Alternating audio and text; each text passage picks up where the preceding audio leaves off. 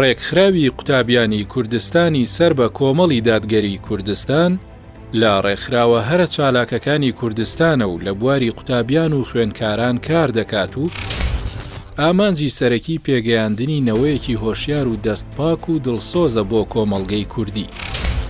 ڕێکخراوی قوتابیانی کوردستان ماوەی 20 ساڵە بە دروشمی پەروەردە، زانست و نوێگەری، خزمەتی قوتابیان و خوێندکارانی کوردستان دەکات. لەو چوارچێوەیەشدا 70 ناوەند و 120 لقی لە تەواوی شار و شارۆچکەکانی کوردستان هەیە. ڕێکخراوی قوتابیانی کوردستان مۆڵەتی فەرمی لە عێراق هەیە و چالاکترینی ڕێکخراوە قوتابی و خوێندکاریەکانی هەرێمی کوردستانە. جگە لە چالاکی گشتی و جەماوەری، لە ساڵی 2023دا زیاتر لە 138,000 کەس لە کار و پرۆژەکانی ڕێکخراوی قوتابیانی کوردستان سوودمەند بوون. کار و پرۆژەکانی ڕێکخراوی قوتابیانی کوردستان.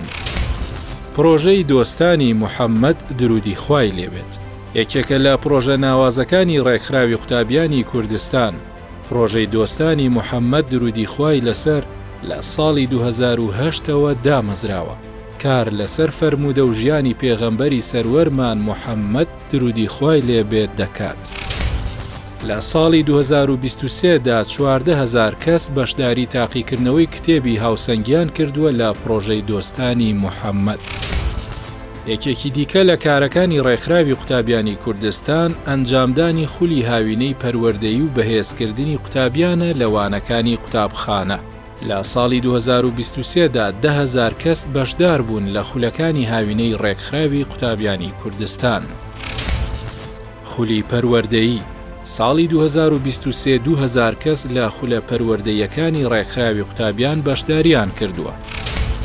خولی سەرکەوتن ڕێکخراوی قوتابیانی کوردستان لە ئاوردانەوە لە قوتابیان پێشەنگە و لەو چوارچێوەشدا ساڵانە خولی سەرکەوتن بەڕێوە دەبات.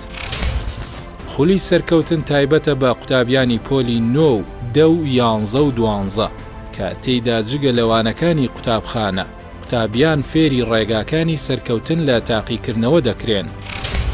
ساڵانەش بەشێک لە یەکەم و دووەم و سێمەکانی پۆلی 12 لە بەشداربووانی خولی سەرکەوتن.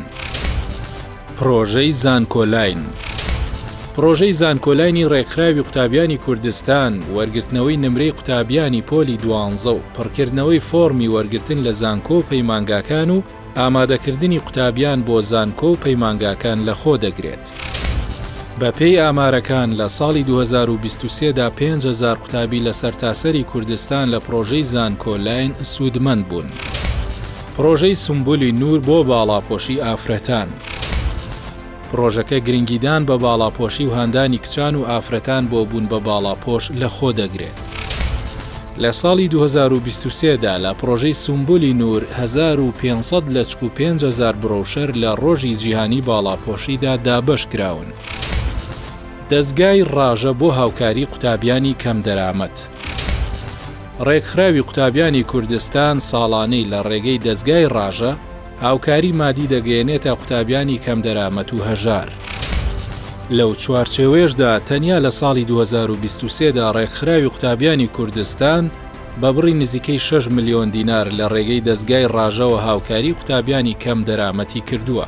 ئەمە جگەلەوەی نزیکەی 500 قوتابی دیکەش لە ڕێگەی ناوەندەکانی ڕێکخراوی قوتابیانەوە هاوکاری کراون.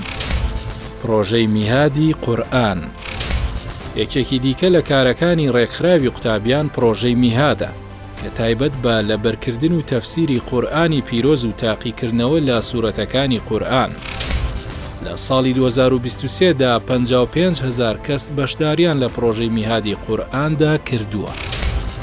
دابەشکردنی سەبەتەی خۆراک ڕێکخراوی قوتابیانی کوردستان لە ساڵی 2023دا 1000 سەبەتەی خۆراکی بەسەر قوتابیاندا دابەش کردووە. هەروەها بەربانگی لە مانگی ڕەمەزان بۆ 10,000 قوتابی ئەنجام داوە.